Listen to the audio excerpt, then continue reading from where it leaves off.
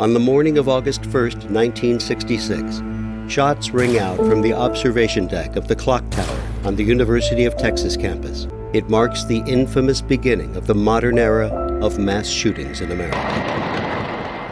I'm Sarah Ferris, true crime podcaster. And I'm Catherine Schweit, the former head of the FBI's active shooter program. And you're listening to Stop the Killing.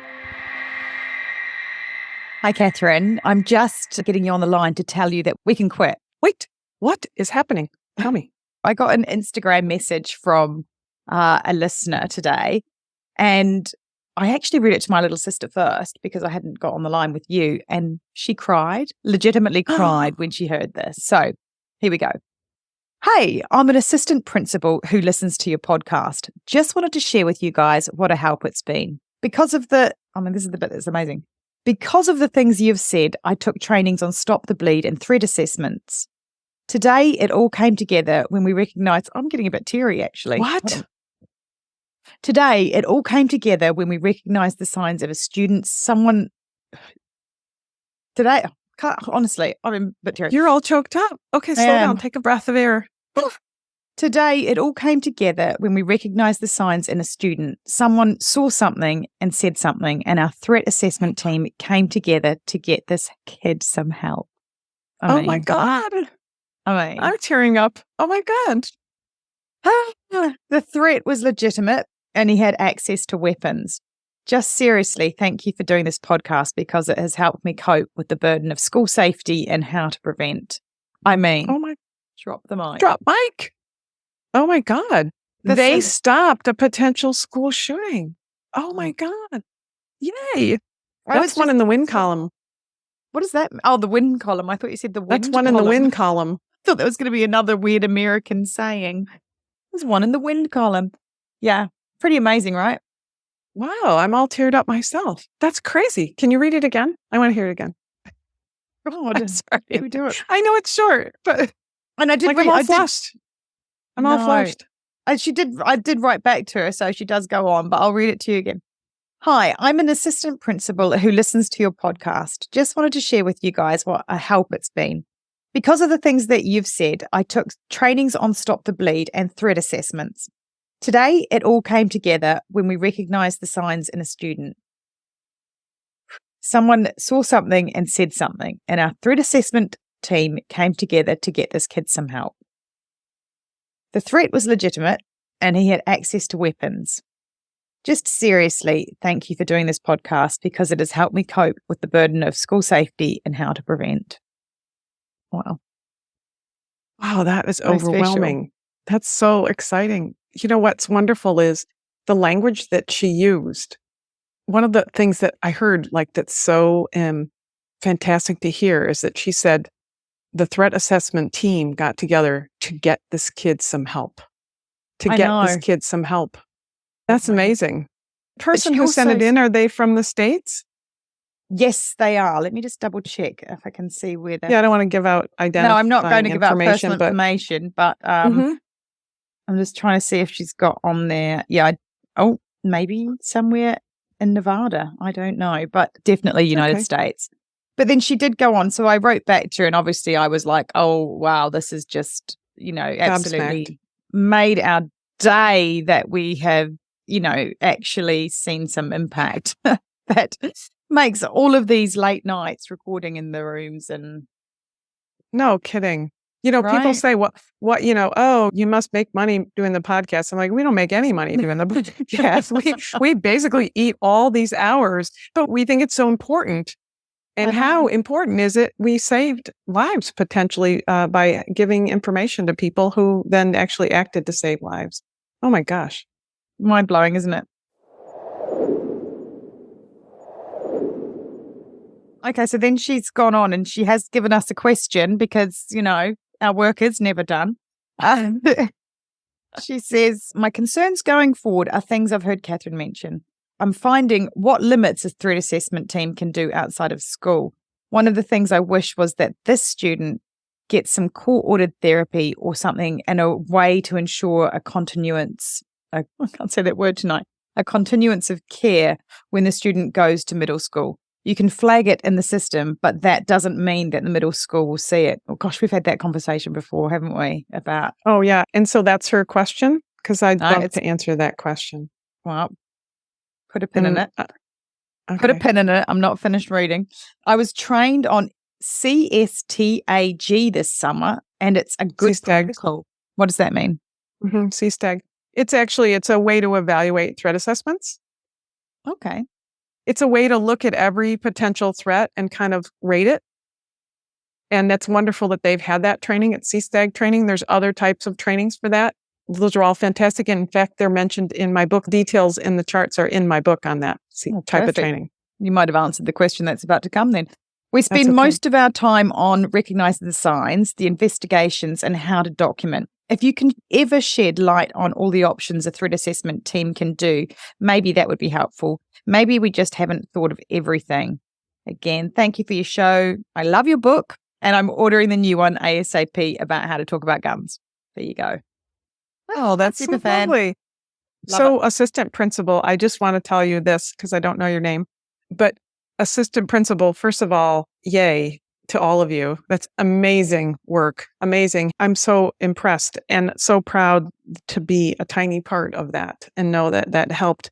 And you absolutely, you're on the right track because you want to shepherd this child through whatever his next issues are.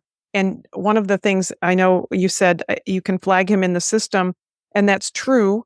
But you can also, I think I would very much encourage you to make a phone call or stop by and talk to the principal and the counselors at the other school to tell them how you help this child through a particular problem and ask them, what ideas their threat assessment team might be able to come together to put together for this child. And so I think that's one thing is stop by the school or talk to the school principal, talk to the assistant principal of the school where the child's going to now, which is very important. And what you're telling me also is that this is a very young child and the young children often are suicidal. So you obviously want to make the school aware that this is a risk too, and that you're, worried about it. But if the child has contacts back at your school that he or she has made, consider that those contacts don't have to disappear. Sometimes it might be that if there's a school counselor that the child connected with, for instance, or a teacher, maybe in transition, you could ask that teacher or counselor to continue to communicate with that child. And that would provide some continuity that would get them to the next step, particularly as they learn to find their footing in a new location. And then, see what opportunities are available. And what you don't know is really what the community might know about that and if other people might know. And it's important, not to stigmatize the child. And if it's happened, there's a lot of recovery that has to come with that. And I agree with you that the counseling is a great idea. Mental health care is a great idea. And it wouldn't be improper to touch base with parents or guardians to ask them if you could speak with the county mental health services and see whether or not there is some additional help that the child could get. I do think it's fortunate that this is not, say, a senior in high school, it sounds like, who might be out of the system and unattainable, unreachable. But oftentimes there are so many different types of activities that a student can get involved in that will help to normalize them into a new community and give them purpose. One of the other things that I would suggest is if the student is going to another school, you might ask whether or not the student could mentor a child that is in your school. And that would bring the child back to your school on a regular basis to touch base and communicate with the people that moved him through this situation that he was in at a particular moment, because he's clearly going to be in that trauma in different ways. That is genius. Okay. Catherine Schweit, you heard it here first, is spinning diamonds tonight. That is such a good tip, Catherine. I love that one. Well, just trying to come up with some of the ideas that, maybe I would consider that I've heard. Yeah, it's definitely not something I would have thought of. I think that's brilliant. Well, thank you for sharing that. Maybe we'll do an episode on threat assessment teams and the ideas that they can have. And there is a chapter in the book about threat assessment teams. There's a couple chapters. One about what they are and how CSTAG and other things work, but also what the concepts behind threat assessment teams are and what they try to accomplish. So there might be some other suggestions in there. But I think you've given us a great idea to bring on some people and tap some of our resources to know what some of those practical solutions are, in addition to chess club and robotics club. Yeah. Giving them a job, helping in the library, something that keeps them in touch with other adults who are going to care. I love that. What a great conversation to have. Do you know, the other thing that I would love to do an episode on, talking of threat assessment programs and things like that, is within the workplace. Perhaps in the UK even more so, it's not guns that are necessarily the issue, that somebody's going to come in with a gun into the workplace. But does that threat assessment team and framework also help with a person that's in mental distress? And how can a threat assessment team actually be a framework to keep a safe space for that situation in a workplace as well? No, that's good because, oftentimes as we've talked about, businesses, their methodology is to get rid of a person, but then that next place just has that person. And as we know in the States, half of the active shooter situations are in places of business. But threat assessment teams are something that businesses are a little hesitant to get into the business of. Mm-hmm. So, it's like, oh, we don't have time for that. We don't have money for that. But I think we don't know how to do that. It speaks to being able to put a culture into a company as well that people aren't throwaway. Mm-hmm. That's right. No, absolutely. I agree. So, I think that's a great idea. I'm just going to put a pin in this part about what she said in that note to you. She said, someone saw something and said something. I love that. I love that. I love all of it. Fantastic. I love all of it. Thank you so much for sharing that. That makes my year. 4 seasons of doing that makes my year. I'm not even going to lie, that makes my life. I feel like, we could just stop now. As far as I'm should we just stop? I think we just stop. Yeah, that's enough is enough.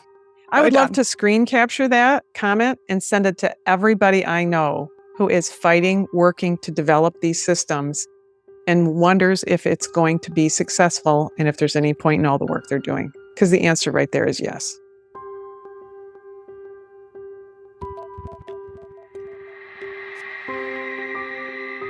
Thanks for listening. And if you want to know more, Catherine's book, Stop the Killing, is out now. For more details, go to catherineschweit.com. Please consider also supporting our independently made podcast. It's simple to do. Go to patreon.com/Stop the Killing. And for as little as the price of a latte a month, you can be part of the solution to stop the killing. Patreon rewards range from official do-gooder status to ad-free episodes, autographed books, and opportunities to connect with us directly for your business, school, church, or even just a book club chat.